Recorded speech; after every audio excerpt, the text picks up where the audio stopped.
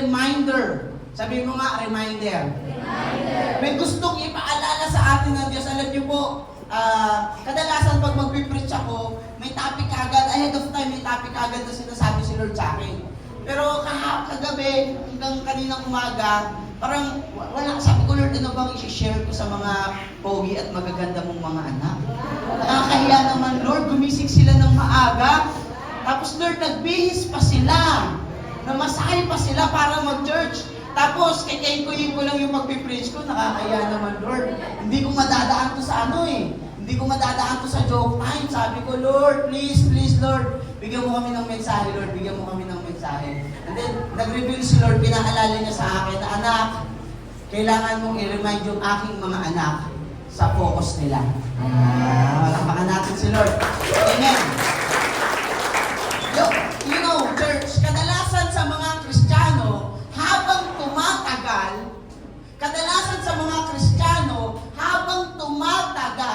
habang gumagawa ng mabuti, tayo lang tayo para kay Lord dyan. Habang, parang nakikinig tayo, pero upo tayo mamaya. Okay. So habang tumatagal, habang gumagawa ng mabuti, akala nila, yung mga bagay na ginagawa nilang mabuti, ang nagiging dahilan kung bakit sila maliligtas. Hello? Kaya sabi ng Diyos, anak, i-remind mo sila sa love ko sa kanila. I-remind mo sila sa grace ko sa kanila.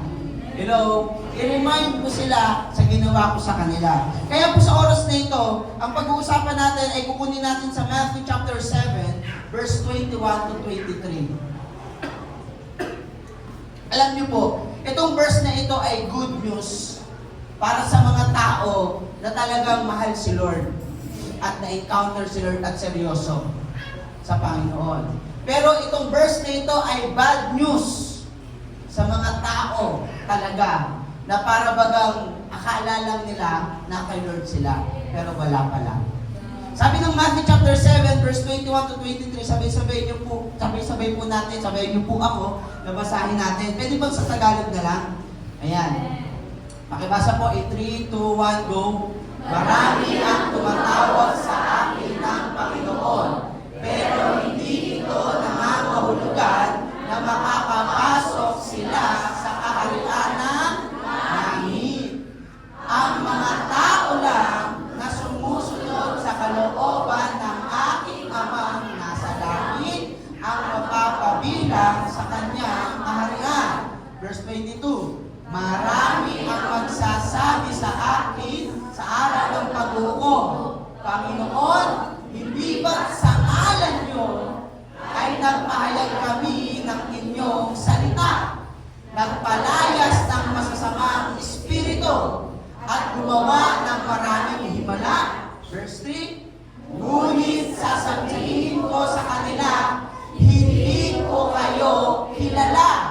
Lumayo kayo sa akin, kayong mga gumagawa ng masama. Itong last verse gawin natin sa English. Basahin natin ito sa English para mas ma-digest natin. Okay. Ayan. Sige po, pakibasa malaki English. 1, 2, 3, go. And then will I profess unto them, listen to this I never knew you. Mabigat po yung salita na yan. Yung I never knew you. Okay po. Depart from me, you that work iniquity. Palakpakan natin ang Panginoon. Tayo po natin yung Lord, we worship you, God. We honor you. And we give you praise. Patuloy po namin pinapasakop ang simbahan mong ito, ang mga tao na naririto, ang mga kagamitan na naririto, Panginoon. Lahat ng ito, Panginoon, ay para sa iyo, Panginoon. Because we want to glorify you and to thank you, worship you for everything that you have done to us. Thank you for your love and presence, O God. Lord, hayaan mo na bigyan mo kami, Panginoon, ng katotohanan sa umagang ito, Panginoon, sa aming pakikinig, magkaroon, Panginoon, ng patuloy na kalayaan, Panginoon, sa aming mga buhay, Panginoon. Salamat, Lord, at wala kaming magagawa kung wala ka, Panginoon. Ako nagagamitin mo, touch my lips, Lord, magsalita lamang ako according to your will, Panginoon, to your words, O God. Salamat po sa buhay ng bawat isa. Enjoy namin ang mensahe mo. We love you. In Jesus' name we pray. Amen. Palakpakan natin ang Panginoon. Ay, kung natin nakakaupo na, let us be seated, please. Ito po yung isang verse sa Bible na parang uso sa panahon natin ngayon. Kasi sabi ni Lord, it's a prank. Ayan. Sabi niya dun sa mga taong nandoon, sabi ng mga tao, Lord, nagpalayas kami. Hello? Hello? Nagsisimba kami. Itong mga bagay na ito, listen to this ha, itong mga bagay dito ay bagay na mabuti. Nandiyan po ba tayo? Alam niyo po mga kapatid, marami kasing tao ngayon, akala nila, porkit gumagawa sila ng mabuti, maliligtas sila. Hello? Nandiyan ba tayo? Hindi ko po sinasabing masamang gumawa ng mabuti at tamang gumawa ng mabuti. Pero sinasabi po natin, hindi ang paggawa ng mabuti ang makakapagligtas sa iyo at sa akin. Kaya, hello, kaya maraming Kristiyano wala namang pakialam talaga sa salita ng Diyos. Ulitin ko, maraming Kristiyano wala naman talagang pakialam sa salita ng Diyos. Ang nasa isip nila, basta nagsisimba ako, basta gumagawa ko ng mabuti, nag-church naman ako, alam ko, ililigtas ako ni Lord. Alam niyo po, ganito po lagi ko pong sinasabi na ang tamang pagkaunawa sa salita ng Diyos, right theology means right belief. Ang tamang pagkaunawa sa salita ng Diyos ay tamang paniniwala sa Kanya. At tamang paniniwala sa Kanya ay right living. Sabi mo nga, right living. Isipin niyo po, isipin natin, kung tayo ay maliligtas sa mga mabubuting gawa lamang natin, paano pag hindi na tayo nakagagawa ng mabuti? Ibig bang sabihin, mapapahamak na tayo? Hindi tayo perfecto. Hello? Hello? Mga kapatid, mayroong gustong sabihin sa atin ng Panginoon at papamagatan po natin ito in 3, 2, 1. Pakibasa po. Sabi mo nga, almost saved, is still lost. Pwedeng mukhang ligtas, pero hindi pala. Hello? Nandiyan ba tayo? Hello? Pwedeng mukhang ligtas, pero hindi pala. No, gusto ko tanungin ang bawat isa sa atin. Because we're doing church every Sunday. How many of us here in this place are 100% saved? Yung masasabi niya sa sarili, ito po totohanan lang kung hindi niyo pa sure, yun ang dahilan kung ba't kayo nandito. Because nais kayo at nais ako, nais tayong iligtas ng Diyos. Sino po dito yung sigurado, 100% pag namatay siya, langit siya? Alam niyo yung dahilan kung bakit? Pwede bang pakitaas? Mga Bible study leader, pakitingnan ng paligid. Pakitaas ang kamay. Yung sure siya 100%. 1, 2, 3, ayan. Ayan, salamat po. Huwag gamaya yung iba yung totoo lang. Yung totoo lang, hindi nakakaya, tapos saka ko na lang aalamin. Hindi, yung totoo lang. Para ipapaliwanag natin. Ayan, salamat sa Panginoon. Okay. Yung sure siya, pag namatay ako, langit ako, 100%. Ako po. Ako, sure ako, 100% ako. Yan. Okay. Sige po, salamat. Pakibaba po, palakpakan natin ng Panginoon. Mahalaga na, church, for those who raise their hands, alam ko ang sagot natin, kung tayo ay totoong ligtas, amen, ang dapat na sagot natin ay ganito. Kapag tayo ay ligtas at sure tayo 100% lang yung tayo pupunta, hindi dahil ito sa gawa natin, kundi dahil ito sa ginawa ni Kristo para sa atin. That He died on the cross. There's no other reason. Hello? Sabi ng Bible, Ephesians chapter 2, verse 8 to 9, you have been saved by grace through faith. Amen. Amen. Dahil namatay si Kristo, yung pagkamatay ni Kristo, ikaw at ako, doon tayo naligtas. Nung tayo'y sumampalataya sa Kanya. Amen. Wala tayong ginawa roon. Amen. Hello? Naintindihan po ba natin? Yes. Mahalaga na ma-establish natin itong bagay na ito, na hindi tayo gumagawa ng mabuti para maligtas. Amen. Ngayon, putulin na natin itong kaguluhan na naiisip natin. Ang tanong, kailangan pa bang gumawa ng mabuti? Kung hindi naman pala kasama sa kaligtasan ang paggawa ng mabuti. Ang tanong, kailangan ba gumawa ng mabuti? Sagot. Opo. Hello. Parang isang ama at isang anak. Hello, nandiyan ba tayo? Parang isang ama at isang anak. Bakit ba gumagawa ng mabuti ang anak para sa kanyang ama? Para ba maging anak? Hindi. Tama, mali? Kung tayo anak, gagawa ko ng mabuti para maging tatay ko siya. Pwede ba yun? Walang ganon. Anak talaga siya ng Diyos. Ngayon, kung gagawa man siya ng mabuti, para ano? Yun yung sinasabi ng Romans chapter 12, verse 1. That my dearly brother and sister, by the mercies of God, that you offer your life, sabi mo nga, offer. Your life as a living sacrifice. Sabi mo, living sacrifice. Holy and acceptable to God, which is your ano po sabi? Pakibasa. Your holy spiritual worship. Kailangan gumawa ng mabuti sapagkat ito ay ating Shift. You know, your life is a worship. Sabi mo nga, your life is a worship. Your living is a worship. Amen. Because we want to thank God. Because not only because it's Friday. Hello. Hindi lang dahil Friday tayo magte-thank you kay Lord o di naman kaya Sunday. Magpapasalamat tayo kay Lord kasi niligtas niya tayo. Pinapakan natin ang Panginoon. Now, sa mga ligtas, once you're saved, ang Diyos ang bahala sa atin. Tanong ko, may anak ba na sumusuway sa magulang? Meron? Pag ang anak, gumawa ng mabuti, matutuwa. Ang tatay. Tawag doon, worship. Tama? Ayan, ang tatay na Diyos eh. Yan tawag doon, worship. Ngayon, may anak bang medyo matigas ang ulo? Meron. Ano ginagawa ng tatay kapag matigas ang ulo ng anak? Nawala ba yung pagiging anak niya? Nawala ba? Unless itakwil ng Diyos. Hindi naman nagtataboy ang Diyos. Bibilikan tayo. Hello! Hindi naman nagtataboy ang Diyos eh. Hello? Mga kapatid, anong ginagawa ng Diyos? Pagka ang tawag po sa isang anak na nagkamali, anong gagawin ng Diyos? Disiplina. Tuturuan.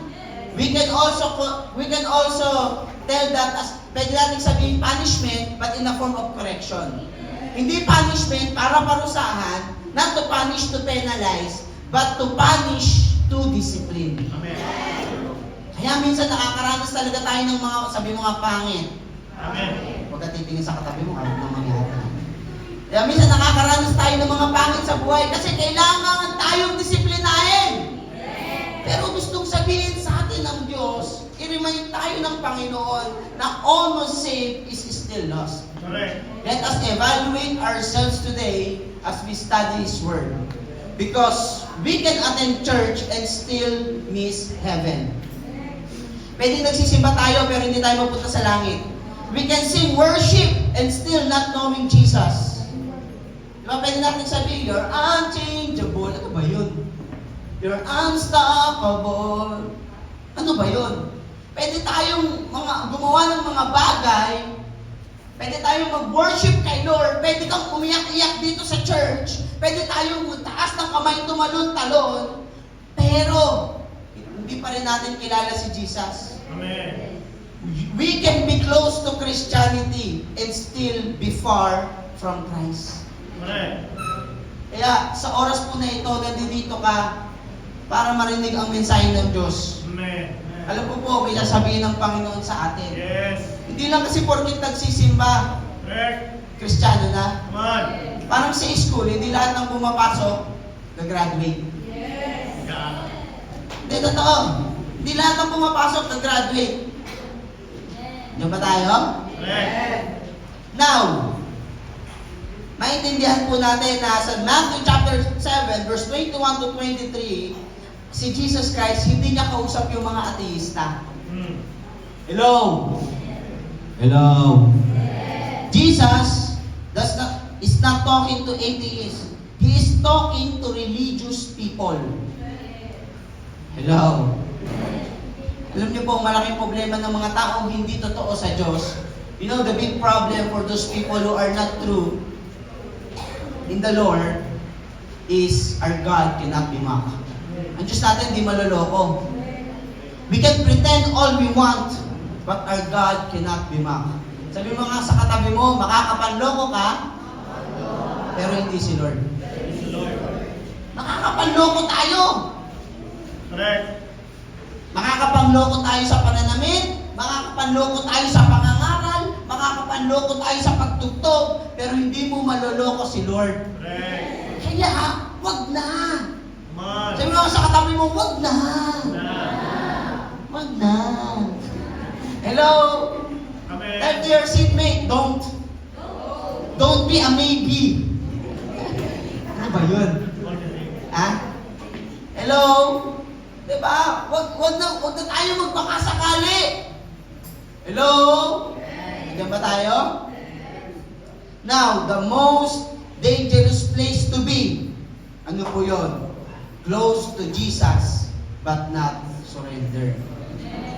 Eh, di ba natin sabay-sabay sabihin, aray ko! Ang sakit, no? Yung, ang lapit-lapit mo kay Lord, pero hindi ka pala surrender. Hello? Nandiyan ba tayo? Mga kapatid, sino po ang best example niyan? Sige po, may picture ba tayo dyan? Wala? Next slide, please. Meron po ako ipapakilala sa inyo isang tao, ay hindi yan. Si Judas Iscariote. Kilala niyo po si Judas? Yung nagbenta kay Jesus. Ha? Ayun pala sa background. Ayan. Si Judas po, binenta niya si Jesus sa halagang ilan? Sa pieces ng silver. For some pieces of silver. Daw mahal naman na yung silver ngayon. Hello? Nagmahal na eh. Hindi ba tayo? Diba? Pero nakakalungkot na si Judas, pagkatapos niya, walk with Jesus for 3 years, heard every sermon. Ang tindi ni Judas, si Jesus pa yung pastor niya. Come on. Hello? So every miracle. Sabi mo, nakita ni Judas lahat ng himala. Was trusted with money. Ang masakit dito, pinagkatiwalaan pa si Judas ng pera. Siya yung treasurer ng church. Kaya, lahat ng mga treasurer dyan sa church. Mag-ingat kayo. Kaya, look like the other disciples. Si Judas, parang disipulo rin. Hello? But he never truly surrendered. Mga kapatid, anong mensahe ng sitwasyon ni Judas? It is possible to be around Jesus and still not belong to Him. Come on. Hello? Yes. Tanungin natin yung sarili natin. Bakit ba ako nandito sa church? Kasi nandito yung crush ko? Para magka-girlfriend? Come on. Para lang mabawasan lang ng konti yung kasalanan ko. Ganun ba yun? O nandito talaga tayo because we want to fully surrender to God. Alam niyo po ba, pagdating sa harapan ng Diyos, wala ang kayamanan, wala ang kapangyarihan, wala ang talento. Ang mahalaga sa Diyos, yung puso mo. Yes. Sinusuko mo ba yung buhay mo kay Lord? Amen. Sinusuko ba natin yung buhay natin kay Lord? Mamaya po, may emphasize natin lalo yan. Now, next slide. The illusion of being okay. Some people believe. Ito kasi yun eh. Diba? Tayo po, feeling natin okay na tayo. Kasi ang paniniwala natin, hindi tayo masamang tao. Hindi tayo magnanakaw, wala tayong pinapatay. Hello? Hello? Correct. Eh di natin alam, magsabi ka lang ng masama sa kapwa mo, murderer ka. Sabi ng New Testament. Yes. Hello? Amen. Diba now? I go to the church sometimes, I believe in God, I was baptized when I was young. Pero gustong sabihin sa atin ng Diyos, wala ba yan? Hindi mababasa. Gusto sabihin sa atin ng Diyos that salvation is not attendance. Salvation is not good behavior. Salvation is not family religion. Yeah. Come on. Christian si mami, Christian si daddy, so save ako. Walang ganun. Yes. Pastor si mama, pastor si papa, save ako. No. Salvation is not emotional moment. Ito, marami yata sa atin. Bantayan natin yung sarili natin ito. Sana wala nito, nawawala nito. Yung emotional moment lang, yung dahil umiyak ka lang sa altar, akala mo ligtas ka na. Yung tipong porkit nag-church lang tayo ng konti, may naramdaman tayong konti, akala natin ligtas na tayo. Salvation is not emotional moment. Come on. Salvation, alam niyo po, mahalaga na tayo naiintindihan natin yung katotohanan. At ano nga ba ang kaligtasan? John chapter 3 verse 3, anong sabi ng Bible? Sabi ng John chapter 3, Jesus answered him, "Truly, truly, I say to you, unless one is born again, he cannot see the kingdom of God." Sabi mo nga, born again. Born again. Sabi mo, you must You must be born again. be born again. Now, what being born again means? Being born again is an encounter to God. And that's an evidence of salvation. Sabihin mo nga, ipinanganak ng muli. Naranasan si Kristo. You know, those who knew God, those who encountered God, and those who experienced Jesus Christ will be changed. Bakit? Ano sabi ng Bible? Sabi ni Jesus, I am the bread of life. Amen. Ang sino mang kakain o yung sino mang magkakaroon ako ay hindi na magugutom. You will Amen. have your satisfaction. Yes. Ang tawag po doon, Jesus effect. Sabi mo nga, Jesus effect. Hindi kasi pwedeng Kristiyano ka pero walang epekto. Kalibitin mo yung katabi mo. Uy! Kailangan may epekto. Ano sabi ni Jesus? I am the light of the world. Those who have me will never walk in darkness anymore. Mga kapatid, kapag may Jesus tayo, makikita na natin yung kasalanan sa hindi. Amen. And it causes us to live a holy life. Yes. Not in a drastic change. Palakpakan natin ang Panginoon. Not in a drastic change, but in every little miracle of what God will do to us every day. Hindi yung, alam niyo po, baka minsan ginagawa natin medyo si Lord. Diba, nag-surrender ka kay Lord, bukas, perfecto ka na. Walang ganon. Papaguin ka ng Diyos araw-araw. Yes. Because every day you will understand how God loves you. Hello? Amen. Maintindihan mo, ayaw mo pala nito, Lord. Kasalanan pala to. Alisin mo to, Lord. Ayoko na nito, Lord. Hello? Amen. Because you know, that is what being born again means. Correct. Ang daming tao nagpapa-opera sa sarili nila. Excuse me po. Hello? Ang daming tao nagpapa-opera sa sarili nila. Gusto nilang mabago. Di ba? Iniiba nila yung identity nila. Iniiba nila yung physical body nila. Because they want something.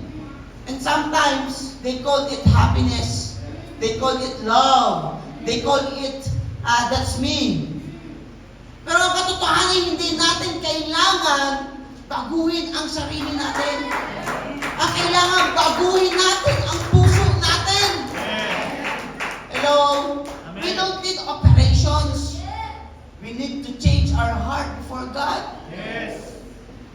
We need to accept. Kailangan natin tanggapin kung kung paano ka ginawa at nilikha ng Diyos. Because, sabi mo sa katabi mo, almost saved. Almost Is there. still lost.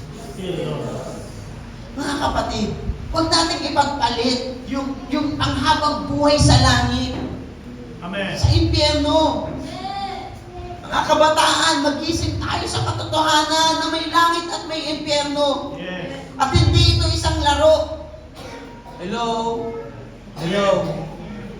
You know, life Hindi po laro ang buhay. And we need to live a life that God wants us to live. Kailangan natin mabuhay doon sa pagkabuhay na gusto ng Diyos para sa iyo. Why? Because that's the plan of God. Yung will ng Diyos na yan, ano sabi ng Diyos? That is the best. Amen. Diba? Yung pangako ng Diyos sa iyo, maganda yun eh. Pero maraming kabataan because of yung panandaliang saya, panandaliang enjoyment, maraming tao dahil sa panandaliang kaligayahan, pinagpapalit ang Diyos. God. Hello? Hello? Alam nyo, ito po makinig kayo. Pag wala kayong conviction, pag nakakakomit kayo ng sin, magtanong talaga kayo kung ligtas kayo. Kasi hindi kayo ligtas. Hello?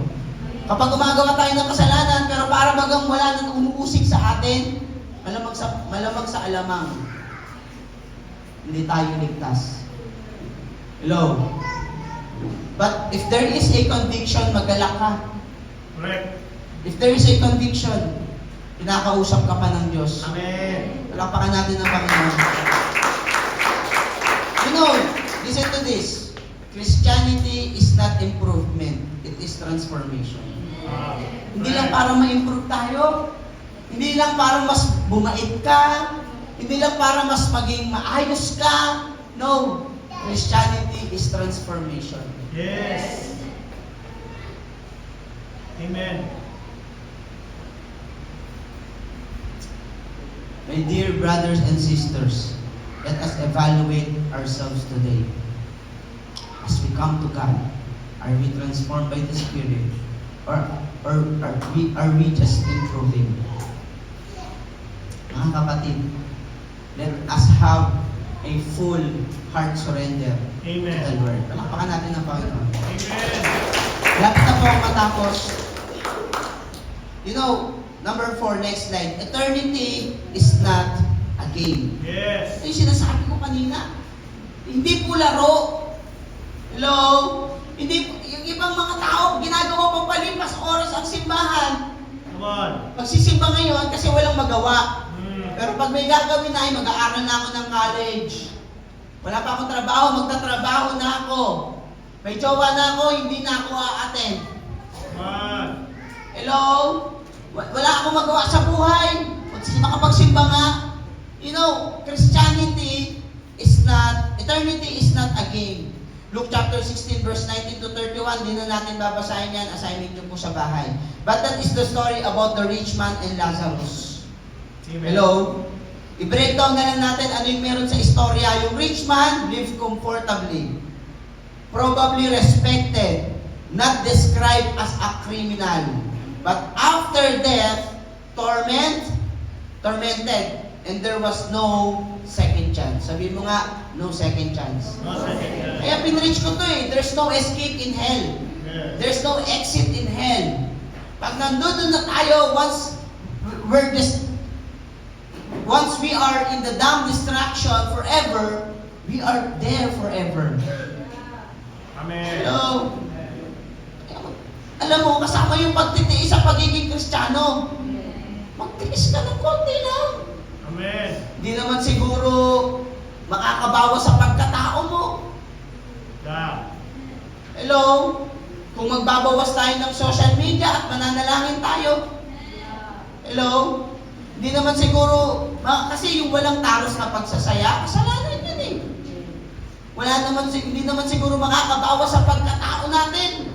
Kung babawasan natin ng konti, may papatayin tayo sa sarili natin. Yung mga wants natin, just to devote ourselves to God. Paano yung ginawa niyo ngayon? Masarap matulog. Hello? Masarap matulog, masarap gumawa ng ibang bagay, pero nandito tayo. Itama natin ang puso natin. Amen. Para kay Lord. Yes. Sabi mo, Lord, Lord. para sa ito. Present. Pwede mahawakan natin ang puso natin. Lord, Lord. Para sa ito.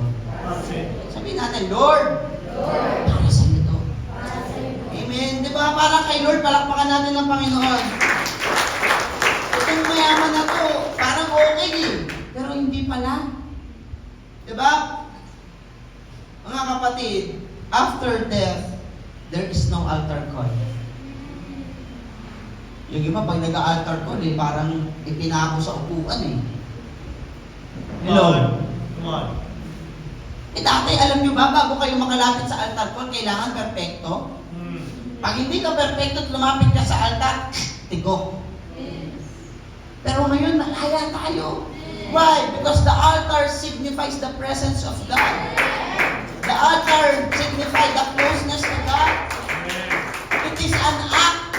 Though si Lord nasa lahat ng dako, pero yung expression, that's an expression eh. Ano mas maganda? Yung sabi, I love you. Okay ba yun? Ay, alam mo, mahal kita. Ingat O yung may dala-dalang something.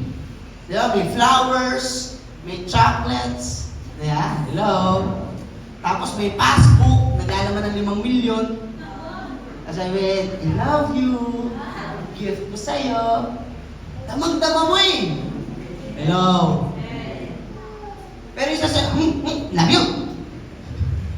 Wala. You know, there is an expression man.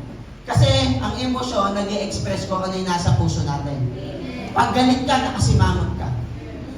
O kaya namumula ka. Come on. Pag hindi ka okay, alam mo na, namumutla ka. Hello. Pag nagtatampo ka, hindi ka makikipag-usap. Pag nakipag-usap ka, plastic ka naman. May expression.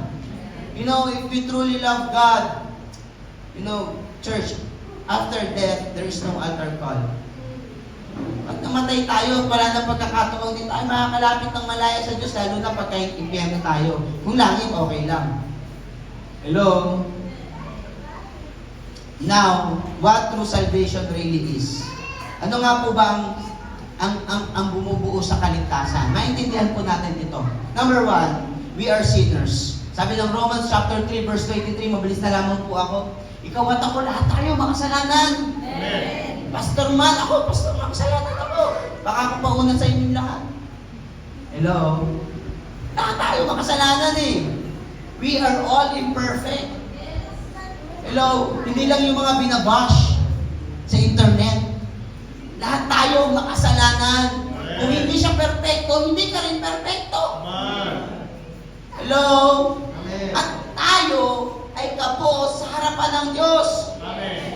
And yung kasalanan na yan, maintindihan mo at maintindihan ko, Romans 6:23, that sin separate us from God. Dahil sa iyo at dahil sa aking mga kasalanan. Sabi ng Romans 6:23. Hello, andan niyo ba tayo? At sapagkat ang kabayaran ng kasalanan ay kamatayan. Ngunit ang kaloob ng Diyos ay yung kamatayan, you know, that's eternal death. It will separate us from God. Amen. Hello. Amen. Sino dito hindi makasalanan? Taas ang kamay. Pagtatayo ko ng rebulto. Eh, lahat tayo makasalanan. Lahat tayo mapapahamak dapat. Lahat tayo impyerno dapat. Amen. Kahit pa church pa tayo. Kahit pa worship pa tayo. Dapat tayo ay impyerno. Pero, number 3, Jesus died in our place. Amen. Romans chapter 5 verse 8. Salamat sa lahat ng tao na ririto. Sabi niya, pero pinakita ng Diyos sa atin ang kanyang pag-ibig sa ganitong paraan. Kahit nung tayo'y makasalanan pa, namatay si Kristo. Para kanino? Para sa atin. Sa mananampalataya, palakpakan natin si Lord. Mga kapatid, kung ikaw nagkasala at babayaran mo yung kasalanan mo, normal hindi. Normal hindi. Normal. At amanos lang. Hello? Pero wala pang kaligtasan doon. But because of Jesus, dahil si Jesus na yung namatay sa krus ng Kalbaryo sa iyo at sa akin, ikaw at ako ay naligtas. Sabi nga, ayun o, nung tayo namatay si Kristo para sa atin. Hello? Now, number 4, salvation requires repentance and surrender. Acts chapter 3, verse 19. Anong sabi ng Bible? Kaya ngayon, kailangan magsisi na kayo at lumapit sa Diyos para patawarin niya ang inyong mga kasalanan. Amen. Mga kapatid, maintindihan natin that salvation comes from the Lord and through Christ alone. Yes. But there is something na kailangan nating buksan. Ano po yun? Response. Kailangan nating mag-response. Yes. Kailangan nating tumugon. Hello? Amen. Nais tayong iligtas ng Diyos, pero kailangan mong isuko ang buhay mo sa Panginoon. Amen. Why? Dahil hindi ka pipilitin ng Diyos. Hindi ito natripan lang. Yung tipong pagsilip ng Diyos sa langit, nakita niya, uy, parang sige ba pwede dito? Teka lang. Parang si ate na lang. Parang okay yun si Ate Alona, ligtas ko nga yun. Hello? Hindi ganun eh. Hindi yung parang pagsilip niya, okay yun si Tatay Jinggoy. Ligtas ko nga yun. Hindi yung ganun eh. Hindi ganun. You know, salvation requires us something. Hindi ito pilitan. Yes. Hindi ito magustuhan lang ni Lord. Amen. Hello? Andyan ba tayo? Yes. So, hindi natin alam paano yun nangyayari na tayo ay pinipili ng Diyos. Pinipili niya naman talaga tayo. Hindi natin alam paano yung nangyayari, but isa sa mga tinitingnan ng Diyos, mga kapatid, is kung sinus dito sa atin yung handang magsuko ng buhay niya. Yung tipong kahit mag-aalas 12 na, hindi mo pa iniisip yung lulutuin mo. Hello? Diyan pa tayo? Ang iniisip mo pa rin, Lord, gusto kitang i-worship. Hello? Yung tipong parang naiinip ka na, huy, inip, tumigil ka, inip. Kailangan kong ganahan sa worship. Hello? Amen. You know, we need to have a surrendered heart to the Lord. Amen? Andiyan po ba tayo? Sabi nga po, for God so loved the world, He gave His only begotten Son, that whoever believe in Him should not perish, but have everlasting life. Sabi mo, everlasting life. Yun ang kaligtasan. At, listen to this, number 5, salvation produces change. 2 Corinthians chapter 5, verse 17. Amen. Sabi ng Bible, mga kapatid, ang sino man, may criteria? Yeah. Wala. Sabi doon, ang Sino man? sino man. Yes. Sabi mo, sino man. Sino man? For those who ever, hello, anyone, if anyone, tinabi ba, medyo light lang yung sin. Walang ganon. Hello, if anyone is in Christ, mga kapatid, ang sino mang na kay Kristo ay isang bago na Amen. yan ang dati ng pagkatao, binago na siya. Ano ibig sabihin nito? Salvation produces change. Amen. Ito, wag natin itong misinterpret. Importante to, guys. Not perfection, but direction. Mga kapatid, God, hindi ito magiging perfecto ka, pero ang kaligtasan ay tinuturo ka papuntang langit. Hello? Hindi expected dito yung maging perfect tayo. Hello? Amen. Ang expected dito, papalapit ka dapat lagi kayo. Amen. Lampahan natin ang Panginoon. May bibitawan akong verse mamaya. Bibitawan ko po yun mamaya, pagka ready na kayo. Pero bago yan, tanungin muna natin ang ating sarili. If Jesus returned today, are we ready? Kung babalik kaya si Lord ngayon, ready ka na ba? Anong meron tayo? Religion or relationship? Kasi kung religion, pa-attend lang tayo. Pero pag relationship, direkta yan sa Diyos. Has our lives changed? Nagbago ba, binago ba ng Diyos yung buhay natin? O ganun pa rin? Nung dati kang nakakakilala kay Lord, mahal na mahal mo tong kasalanan na to, ngayon, mahal mo pa rin. Dati, ganito yung ugali natin, ngayon, ganun pa rin. Hello? Do we love sin more than we love God? Mas mahal ba natin yung kasalanan? Eh Lord, kasi naman, crush ko talaga siya. Hello? Eh kasi naman Lord, gustong-gusto ko talaga siya. Hello? Anong mas pinipili mo kapag may mga problema ka? Yung lumapit kay Lord o mag-self-destruct? What are you choosing when you have troubles and problems in life? Come on. You choose to become more closer to God, or you want to self-destruct? Because so many today are doing that. Yes. Committing suicide, excuse me po. Diba? Because of many problems. That's not a joke. But what we're telling is, no one can save you from that situation. Jesus Christ alone. Amen. Because He is our hope. He is the answers in our prayers. Yes.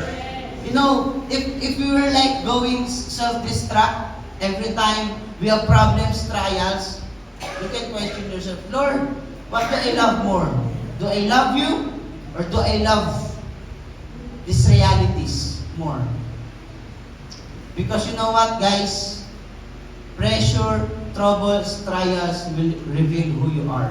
Correct. If you are really a worshiper of God, and that's the truth, that cannot be changed. If you are really a worshiper of God, when you will encounter problems, trials, troubles in your life, like a grapes. When a grapes crash, it will become a wine. Hello? You know, lalabas lang kung ano tayo. Pag may problem, pag may trial.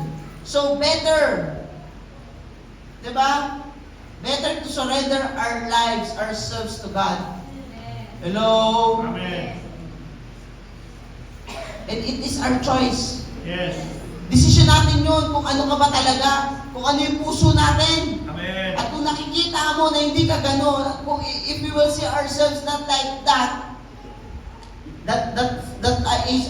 have a surrender life to God, pray to God, Lord, please, change my heart, O God. Amen. Paano natin ang Panginoon? Do I love sin more than I love Christ? Mas mahal mo ba yung kasalanan mo? Mas mahal mo ba yung mga problema mo kaysa sa pagmamahal mo sa Diyos? Hello? Come on. Mas mahal mo ba yung gusto mo kaysa sa gusto ni Lord? Come on. Hello? Kasi mga kapatid, kung gusto lang natin, mapapahamak tayo. Yes. Hello? Pasensya na po, parang kontrabida na ako. Basta lahat na lang ng gusto namin, kinukontra mo eh. Pero kung yung gusto mo, gusto ni Lord, mangyayari yun. Amen. Yes. At yung gusto ni Lord, the best yun. Yes. Yung gusto ni Lord, maganda yun. Amen. Bakit hindi pa yun ang gustuhin mo? Ha? Nagalit eh, no? Bakit hindi pa yun ang gustuhin natin, yung gusto ni Lord? Pero alam mo kasi, hello, may meron ako sa inyo i-chismis. Yan, gusto niya ito. Alam nyo kasi, kadalasan sa gusto ni Lord, yun yung mahirap sa atin. Yun yung masakit sa atin. Yun yung ang hirap gawin para sa atin.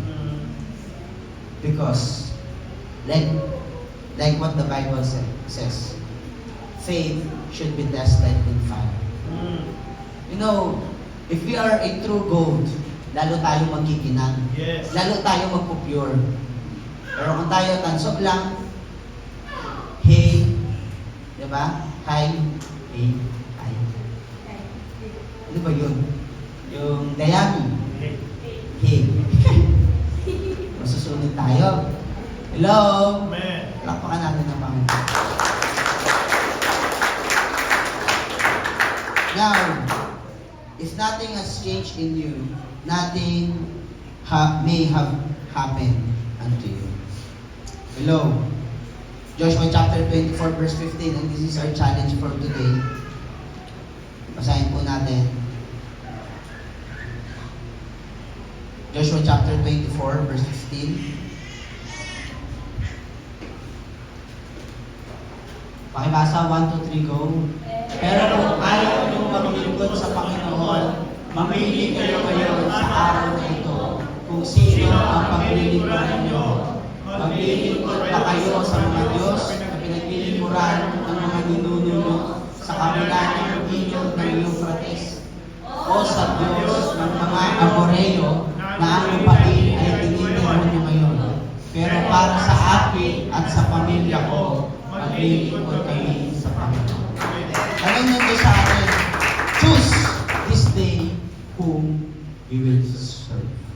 Mga kapatid, almost saved is still lost. Amen. Almost surrender is still rebellion. Almost ready is still unprepared. Come on. Today is not condemnation. Today is invitation. Amen. Today is mercy. Palakpakan natin naman.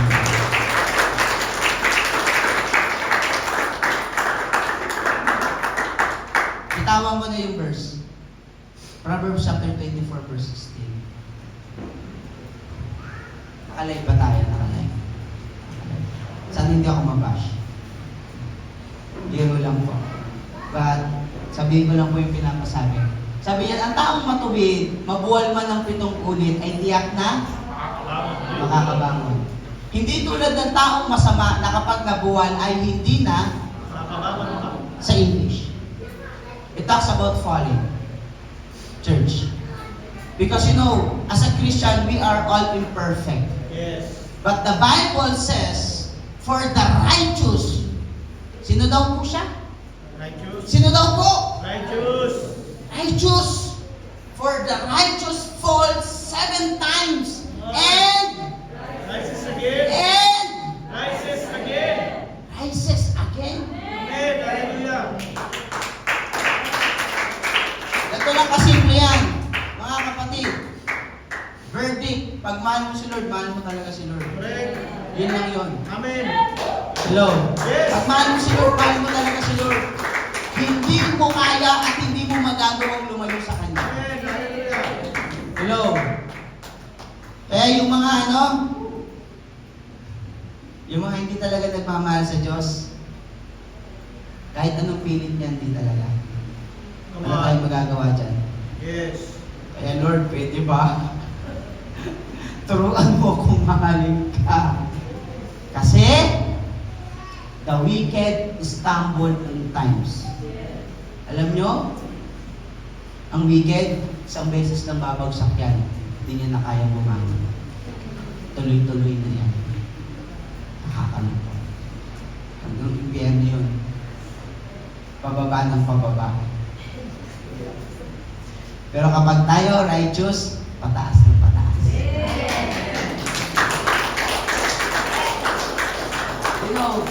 We will fall. Sabi ng awitin, 1,000 times I fail, still your mercy remain. Hindi ko sinasabi na sadyain natin magkasala. I'm not urging you it's okay to commit sin.